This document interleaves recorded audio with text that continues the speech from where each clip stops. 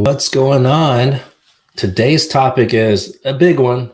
As always, can I get a green card if I overstayed my visa? Friends, welcome to Green Card Guys TV. I'm your host, John Ting, and I practice immigration law in all 50 states of America and across the world, helping you solve your immigration problem.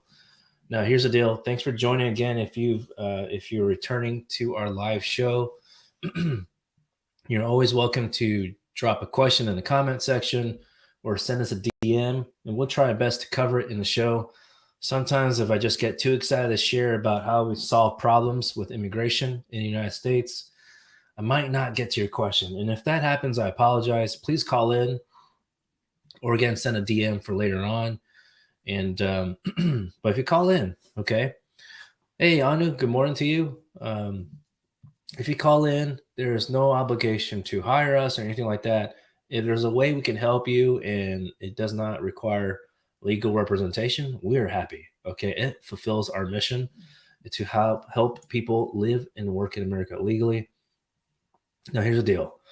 There are a lot of problems when it comes to U.S. immigration with USCIS, Department of State, and y'all feel better to contact us because the way we frame things and how we help people is understanding those problems. And sometimes, even if you think you have a straightforward case, that's great.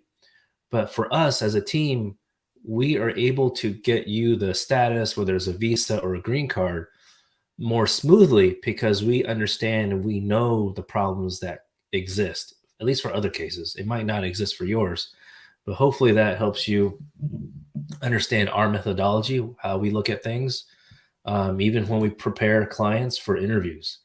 And the great thing, folks, I just sent an update to folks that have contacted us in the past. We like to share a couple wins here and there. And we just had a win last week, and someone had got approved for residency, green card, based on marriage within 3 months. 3 months, folks. The USCIS received the case package on Christmas Eve, and they got approved, I believe, 1 or 2 weeks ago. Okay. It was 3 months. Now, can I guarantee that for your case? No, I can't. But we can work together to see how we can get your case at least as smooth as possible. And this is without an interview, folks. Now, we have other clients that have been approved without an interview recently, and it wasn't, as quick as 3 months, but those were for cases filed much earlier in 2022. And so when I sent out that update to people who have contacted us in the past, some people have said, well, how about my case? What's going on with my case? How come you can't do that in my case? Number one, it depends on the office, okay, on the government office, specifically which across the country. Every large city typically has a USCIS field office. And there's a couple things that might happen. But what I want to mention is that some people emailed, it wasn't even the same case scenario. So if you have a petition on file and your loved one is abroad outside the US, this is not that situation. This win is for people who, this scenario is when people who are in the United States, which basically is similar to, adjacent, related to the topic of today. Now, the most common way to get status that everyone knows already, if you overstayed your visa, is through marriage or through a family member, right? But a lot of y'all are not looking forward to finding, or maybe you're trying to find that right fit as a life partner. And I get it. It's difficult. You've tried all those apps and try that, and it doesn't really work out the way you thought it was.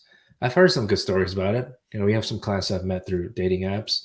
But let's say you're in a situation where, you may have a family member that's over, that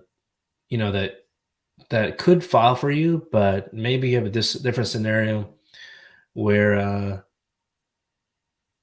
the part is that you didn't enter a visa. But today's topic is if you overstayed your visa, okay?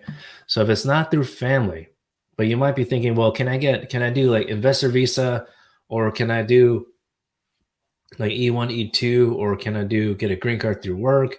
And you probably have really good work ethic, and the company's like, yeah, we're going to sponsor you for a green card. And fortunately, the companies I know, like HR departments, they're willing to sponsor, especially like the smaller companies. They just need to know what the process is, like the 1, 2, 3. And the way we share information, we have a bunch of videos about that, about employment based, because we know people that work in HR or they run their own business, and you're like a direct report with them, they probably don't have time to sit with us and chat with us like over coffee and talk about EB 1, 2, 3 type of options, right? So we've prepared in advance these recorded videos to just send them the link and they look at it whenever they want, kind of like YouTube, basically. So we try to keep it as easy and smooth as possible for y'all. So if you're in a situation where you overstayed your visa, it is possible to get residency through work, except you do need a waiver. Okay.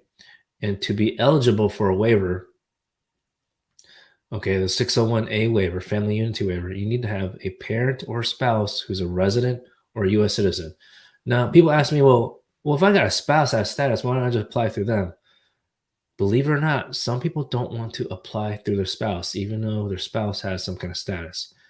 I don't want to call it strange or not, but maybe so either way, qualifying relative, it has to be a spouse or a parent who has some kind of status, resident or U.S. citizen.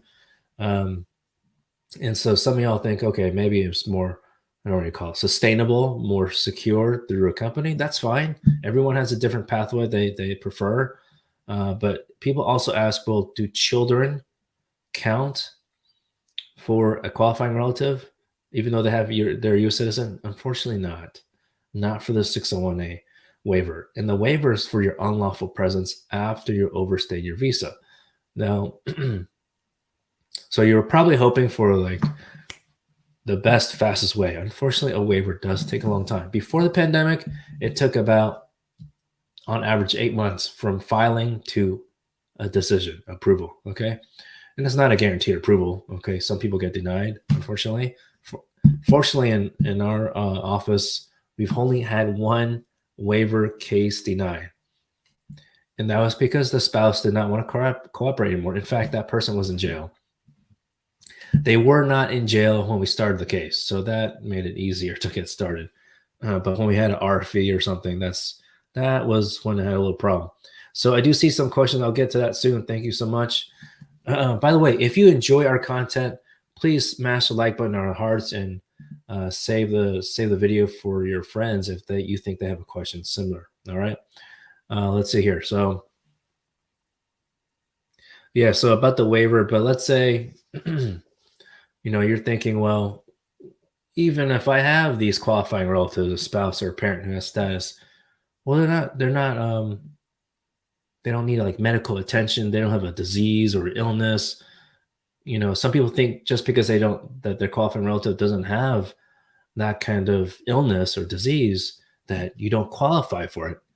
But we've had many clients that don't have that scenario, that we mostly focus on finances and just the lack of emotional support just because you're not physically together.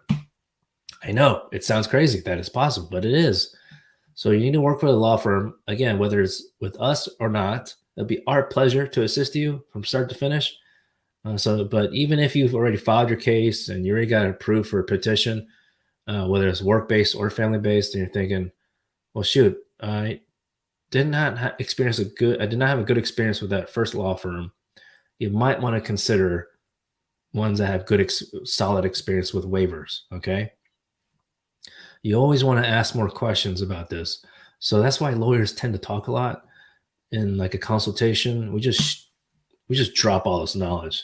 So that's why I go live and share these kind of scenarios, is because, you might not have time to ask these kind of questions with a lawyer during the consultation. And so what I try to share is that these prompt you, give you an idea what kind of questions you could ask so that you're ready for that consultation. Okay. And so let's see, Gianna, website designer. Welcome aboard. Okay. Thanks for tuning in live. All right. Gianna, website designer, says green card is for married people or single people can get it. So single people can get a green card for sure. And that can be through work. So there's something called EB1, EB2, EB3. So EB3 is for people who are professional, let's say like an accountant or something. But even accountant would need a degree. So that could be a different category, EB2. So some people, depending on the situation, they switch EB2 or EB3 because of visa bulletin, which is a whole other explanation. That's for a different video. But yeah, EB3 can be for professionals, skilled workers. So think of skilled as like one that may need some kind of certification for their occupation. Let's say like a truck driver driving across the country, or like a mechanic, for example. Number EB, and the third category is unskilled worker. So let's say maybe like a factory worker. So those are possible. Now that's EB3.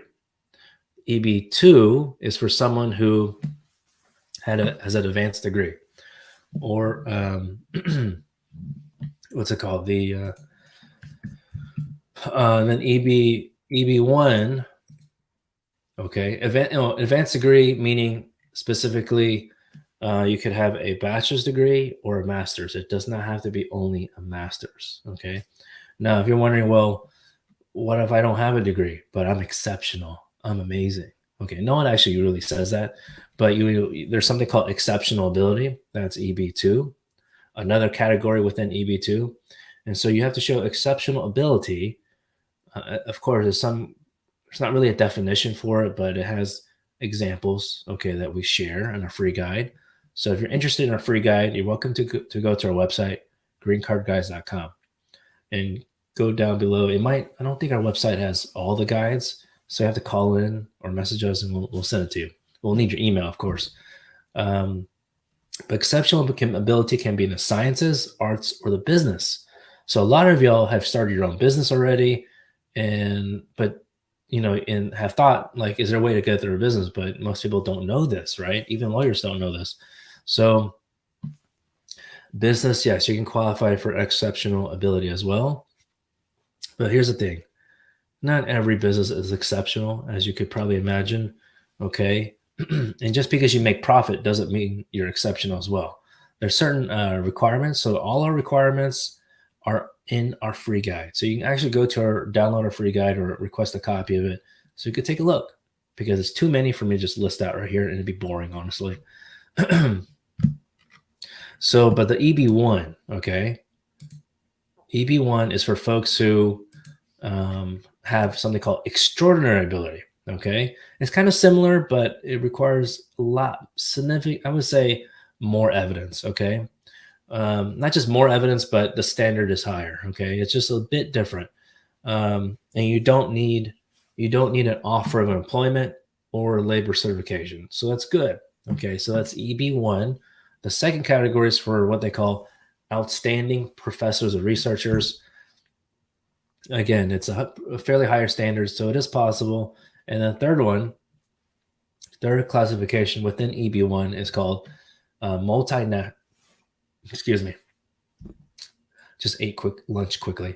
Multinational manager or executive. And it says multinational because think of it like a bank. If it's a bank in multiple countries, if the home base is in the Philippines, but they have a branch office in America, or even Mexico has I forgot what name it is, but they have their own bank, but they have some branch offices in the United States.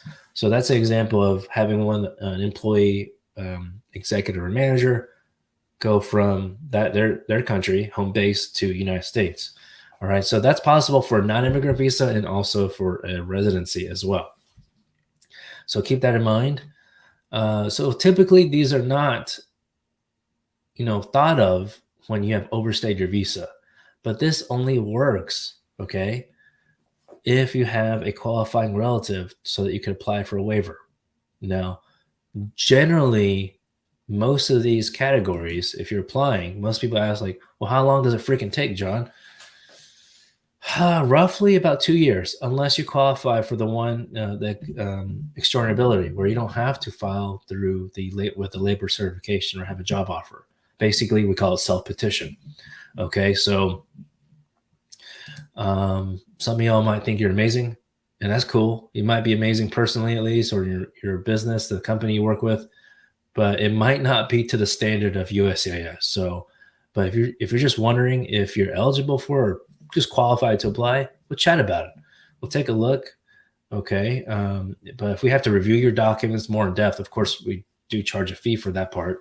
But just to have a conversation, understand your qualifications better, we're happy to chat about it. Which, by the way, even for other case types, other pathways, you're welcome to give us a call. Our cares team specialists will offer you free 15-minute. For most people, some people we're able to help without a consultation with the attorneys because we have one of the free guides that can help you. Guides. Okay. Chong, how about sibling? Sibling is not fast tracked, not like the marriage cases, because sibling that is relies on the visa bulletin. Okay, it's a F4 category, and I can share at least on my on the YouTube and Facebook. I share my screen about the visa bulletin. But you're on Instagram for Chong that asked. Okay. Now let's see here. Oh, something I gotta show y'all. All right. So let me go to this. By the way, if you have any questions, let me know. Drop in the comments. Also, if you are, let me know where you're watching from. I always think it's interesting how far the channel's reached. But folks, okay, this is a big time news, kind of outside the topic, but I want to answer this question real quick. For Chong, how about sibling? So sibling, you go to Visa Bulletin. This is dependent on the travel.state.gov website. Sibling is F4, brother and sisters of adult U.S. citizens. They only have 65,000 of these visas every year, every fiscal year. There's two charts, okay? Well, we can look at the chart B right now. You're on Instagram, so you can't see this, but chart B for, not sure, Chong, which country your sibling is from, but let's just say it's not China, India, Mexico, Philippines, but let's say it's all other countries but those. Then they're working on cases that had a priority date that's listed on the receipt notice of the I-130, December 15th, 2007. Okay, so it's 2023. It's a long wait time. Okay, so that's why we talk about more of the employment-based options. So even though you or your sibling filed a petition maybe last year or a long time ago, it's always a better route to do it through a company because it's faster. You don't have to wait this long. What's that, 2007, 2023 now? That's 16 years. It's not perfect. Like it would update every month necessarily, but it's because some of these categories, and depending on the country, it might just stay stuck in that priority date month or year. Okay. So that's the unfortunate thing about about family-based. Now for employment-based, you can see there are wait times, but it's not like that. Well, just a couple months ago, it wasn't like that. But you can see here, some categories still say the letter C. So that means current. So as soon as your petition has been, if you're in the United States with non-immigrant visa and your petition's complete, or all your prior steps like labor certification complete, then you can go and file the petition and adjustment of status if you're in the United States. If you are abroad outside U.S., then you do the petition first. But it's a lot of just things to know. And so that's why it's great that y'all tuning in live here to understand this. I'm talking 1,000 miles per hour, so I apologize, but I have limited time to share all these hot tips. Okay, I got a question so Chong, hopefully that helps. But to Makan on YouTube, how about PD requests? Can that be filed? It depends on a lot. Okay, Makan, I think you may have contacted an office, or I just recognize your name from YouTube, but depends. They're really focused on, they, as in the government, Department of Homeland Security attorneys, are more prone, more inclined to dismiss your case if you have a petition on file. I-130 already filed. It could be I-140 also, could be employment based, but it's generally, most people that contact us is family based. But for this kind of scenario, when you have a case in court. So folks that not familiar with PD, this is prosecutorial discretion related to if you have a case in removal proceedings, aka immigration court, where the government's trying to go and start the process of deportation. Okay, so but yeah, PD request, it's much stronger if you have a petition on file, because some people, let's say they do have like a marriage to U.S. citizen, but no petition has been on file. That's what we ask in consultation. Like, look, if you're ready to go, if you're ready to jump on board with our team, pretty much within 30 days or less, we want to file that petition, because we need proof of the receipt notice so we can provide it with our request to the government attorneys. Now, some people also ask, so I don't know if that really answers your question, Makan, but hopefully it does. But also at the same time, if you already asked your lawyer to help you with that, and there's no traction on it, it's not, as long as your attorney filed the request, then really, I mean, it's not really much you can like complain about your attorney. Some people, because some people do complain and call us and say like, hey, do you think my attorney's doing anything bad? I mean, sometimes the information that we receive, yeah, like they should have called you by now or something, or they should have filed your case. But hey, if they already filed the request and they provide the receipt notice of your family petition, then even then, the government office, with respect to, even though it's the government, it's federal law, you would think that every office has the same policy. The federal immigration policy is the same. That doesn't change, but the internal steps, just like a business, I train my team basically every day, right? That's how our clients can have a smooth process journey as possible. We're very intentional. If you connect with me on LinkedIn, you'll read stories about that I share on how we are intentional about our practice to help folks in our mission, okay? To help people live and work in America legally. But you'll notice that my last post is about internal metrics, which one of them is about filing your case in a timely manner based on the service level you select. So the PD request, the internal process on that, it just depends on it can depend on the city, okay, or the specific office of chief counsel for the government attorneys. Let's see. I see another question. Let me switch back to IG real quick. Originally, and I'll switch back up to YouTube on the questions. Originally, me 78, you asked about grandma or uncle can help you. You have a bachelor's degree. So I think what you mean is that maybe your grandma or uncle has a company, and maybe they could file for you. There is eventually, you're going to hate this answer. It depends. But, there is more scrutiny by the government when a family member through a company or sponsors you through a company. Of course, because maybe they could think, oh, are you trying to circumvent the visa bulletin like John Ting told you? We want to circumvent the visa bulletin wait time legally, right? And there's a lot of steps in the employment-based residency pathway. I'll try to quickly go through them. Number one, prevailing wage. And some employers stop at that after we receive that prevailing wage. Like, let's say we say, oh, that position, depending on the region of the country, and we get that letter back certified. I don't know, freaking government's taking forever on this, like 4+ months right now, 4 to 6 months.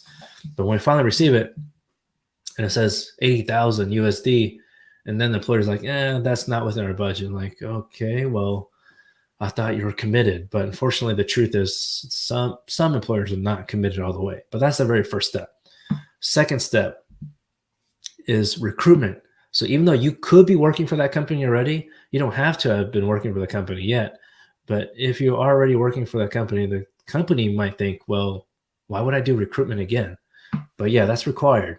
So even though they want to sponsor you, they still have to post a job online and a bunch of other ways, public newspaper. It's still old school in that sense still, but a bunch of different ways. And then after that, there's a cooling off period, 30 days, because they want to allow the employer intentionally, for basically in some way, force the employer to interview some of these people. Now, some employers say, in HR say, ask, well, do we actually have to interview? Look, if they don't meet your minimum qualifications, then you definitely don't have to interview them. But you have to keep a log, basically like a journal, of why you decided not to interview them. Because in case the Department of Labor sends a request for, or sends an audit request, then you have to have proof that you've at least vetted them, okay, those candidates. I know, sorry, I'm going into the weeds a bit, but oh, real quick, Makan, consultation fee. If you want to speak with me directly, it's $199 for 30 minutes, but you don't have to. You don't have to speak with me. We do offer free 15 minutes with, you can speak with one of our premier associates, Terry or Ariana. So you're welcome to chat with them, and they'll be happy to point you in the right direction. Okay. But in anytime there's a more complicated case, we definitely talk about it as a team. We pretty much meet every day. We have a stand-up meeting. So hopefully that helps, Makan. But yeah, okay. So to originally me 78, after the cooling off period, interviewing, then you have to go through labor certification. That takes 8 to 9 months. So I know on that form, 90, 89 labor certification form has a question to ask: is this candidate or applicant a family member? So you do have to check off yes. If you excuse me, sorry about that. If you do not check off yes, and somehow the government finds out that you are a family member, yeah, that's not good. Okay, so you've just wasted like a year plus. So you might as well. You really should. It's in your incentive to tell the truth. Okay. But those are the main steps I'm bringing. After that, petition and adjustment of status or consular processing. Okay, on back to YouTube. Uma Brasilia, America. Okay, do I work with 204C? If you get a marriage fraud finding, which I hope you don't, but if you get a marriage fraud finding, which is INA 204C, you need to appeal it. Okay, do not wait until after the appeal deadline has passed. All right, you may have watched my other videos. I say, like, if you get a denial letter, it may be better to refile. But if this situation is different, refile than appeal. But when you have a marriage fraud finding, you want to appeal it.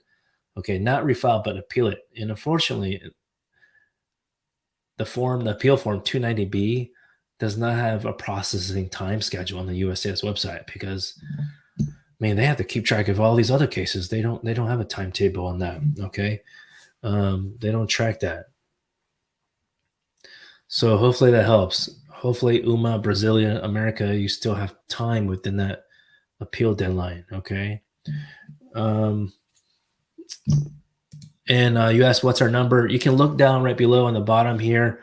We have a USA number, 720-740-4247. Or if you're abroad, you can contact us on WhatsApp, 346-330-5888. Appreciate your question. Let's see here on Instagram. I might have to wrap up soon. I gotta get to another meeting, but thanks so much, y'all, for tuning in. Greatly appreciate it. Which generally, by the way, we are live on Instagram and Facebook, YouTube every day, as long as I'm in the office. Monday, Tuesday, Thursday, Friday. I used to do Wednesday, but Wednesday's reserved for LinkedIn. You're welcome to join there if you want. On LinkedIn, connect with me. It's like, if you just search John Ting, you should find me. It's probably the same photo I have everywhere else. But usually there, I just focus on employment-based. 15 years ago. I'm sorry. So that I don't think there's a way to help you. But if you want to still chat with us, I'm happy to take a look. But yeah, usually, the only other situation possibly, Uma Brasilia, America, is that if your attorney did not do a good job. Or I don't want to call it a good job or not, but the legal phrase is ineffective assistance of a counsel. And some people get denied, but that doesn't mean the lawyer did a bad job or was not ineffective. So hopefully that makes sense. Um, but hopefully you didn't. Yeah, but sometimes people get a really bad experience with a lawyer that should have done better. Like I have a story to share real quick, then I have to jump off, go to another meeting. Um, but yeah, sorry, I get drama on the chat messages a lot with the team. Let's see. What am I gonna say? So yeah, a story to share about that is, client came to me. I was their third attorney, and the previous attorney, we reviewed the RFE, and I reviewed the evidence that the previous attorney helped prepare in the affidavit. You could also call it declaration, aka a letter that you write. The previous attorney had the husband and wife sign the same letter. Look, folks, you have to prepare your own letter and sign your own letter. It's separate. It cannot be together. Like, I don't even think you have to be a lawyer to know that. So, like, I don't understand why this attorney. So yeah, that's why sometimes this kind of information might not come out in a consultation. So that's why when we do we do charge for like investigating to review your case file. So Umar, Brasilia, NA America, if this is something that is worth it to you, we do charge this for this. It's more than a consultation fee. But yeah, I think it's a modest fee for the amount of documents there could be. But yeah, I mean, so don't give up. I know you said 15 years ago, but there could be a situation where maybe you could file a claim for ineffective assistance counsel. So yeah, let's see. So even if you're not married to that same person, they very long shot, but maybe they could still change the decision or change it to where there's no marriage fraud finding, but still denied, right? You can still get denied, but not have marriage fraud finding, especially if you're not, married to that person anymore, and it wouldn't make sense, So people might ask, well, what's the point of doing all this, right?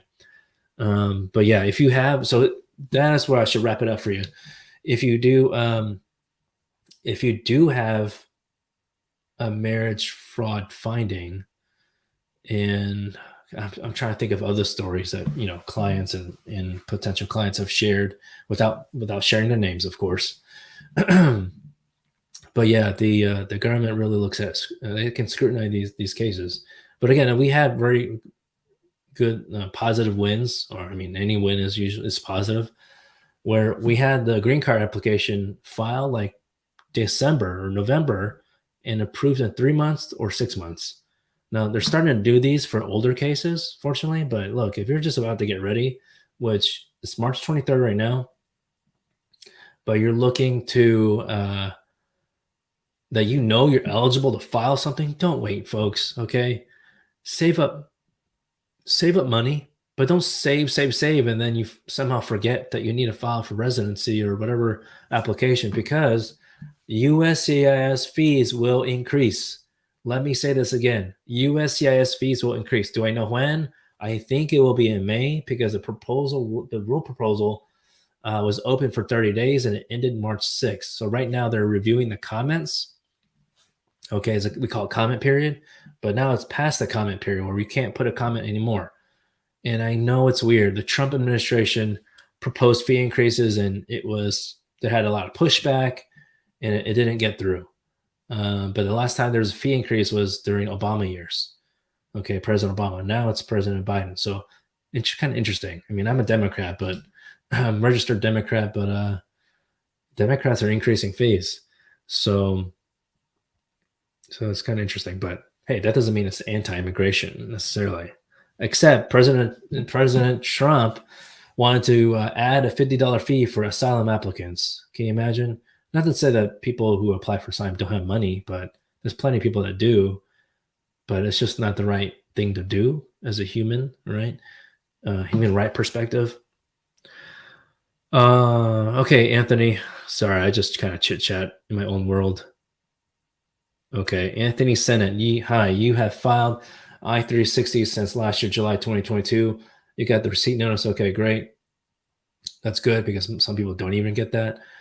When will you be called for your biometrics? Oh my goodness, it's been that long? It's almost a year. It's like, what, 9 months or so?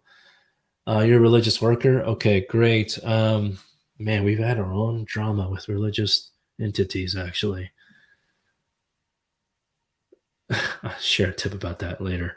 But okay, yeah, you should have got it by now. So, but maybe you got a letter in the mail that said biometrics waived, especially if you already have a different application on file, USCIS before. Um, but yeah, that is strange. I don't know what to tell. Well, I guess the one thing I could tell you about that is uscs.gov. You can go to tools and resources, and they have a section where you can submit an inquiry, and maybe you could say you didn't get a copy of biometrics. But what you want to do before you do that is go to the same website, tools and resources, check your status with the receipt notice number, and maybe on there it will tell you if if it mentioned that they sent the prints, the notice for the biometrics. Okay. But again, the online status is not accurate. Sometimes, even though you should have received it, but they don't mention it online, you might have received a copy of it, but maybe they didn't mail it to the right location, or if you moved addresses. Now, look, if you moved address and you got to do two things. Quick tip here: if you moved, you want to forward your address with USPS. Okay, you can do it online. It's so freaking easy. Okay, you can pay like $1, I think. Do it online, USPS.com. You don't even have to go in person. People don't like dealing with USPS because you got to go in person. I mean, you don't have to, but when you go in person, like pretty much every office, there's a long line. So kind of like immigration, you got to prepare yourself. Okay. If you do this yourself, if you hire a law firm like ours, Ting Law Group, we prepare you on what to expect. Okay. So you can avoid situations like the line at USPS. Your employer filed for you, yeah. So you get the receipt notice from them. Can KS, you said, what if you did not know about TPS? Can you use that now? KS 1616. It depends on the country. I would love to go through it with you right now, but you go to uscs.gov and hopefully the registration window is open. Okay. The registration window for your country of nationality for TPS must be open. Okay. If you have never applied before, you must file during the registration period. So I say this more succinctly because there are some countries that still have the registration window open, and for some reason, I think for it was Haiti, it got extended past March, and so some of y'all are lucky. But that's the thing that people don't realize the Biden administration have done to extend things. The COVID flexibility rule, where you can have extra 60 days to respond to RFE or NOID, for example. That's pretty nice. Like, you could argue that the pandemic is over. I guess I'm not a medical doctor or in that field. I guess aside from medical doctor, there's not really a medical thing in that sense. That's more in a global epidemic epidemiology field. So, yeah, I think arguably they would probably say pandemic's still on, but actually, so yeah, shoot, this is why it's good to have my email open. I just got an email notification from USCIS today. USCIS announces it first in March 2020 to have this COVID flex rule. I should have got off by now, but I'm going to try to answer all your questions. Then I got to get to the next meeting. That it also previously notified that to the public on January 24th earlier this year that the announcement for this would be extended, would be the last one. Okay. So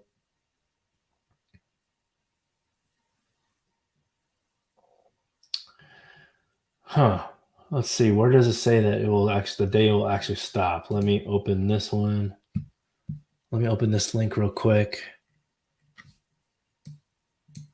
I'm going to share this with y'all because this is important stuff.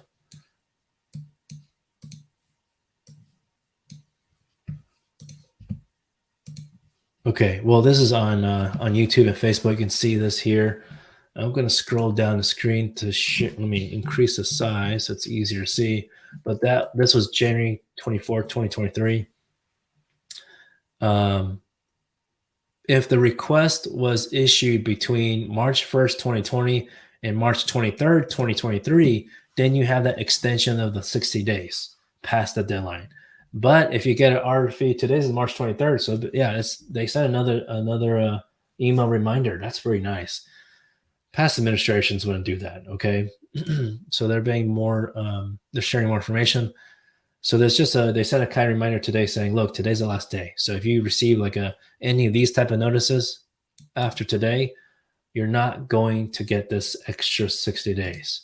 So even with this rule, with the COVID rule, flexibility rule for extended deadline, even with that, we always proactively try to respond to the government as soon as possible and share the update with the client the same day we receive it, because we don't want any delay on your case. So that's just how we roll, how we take action.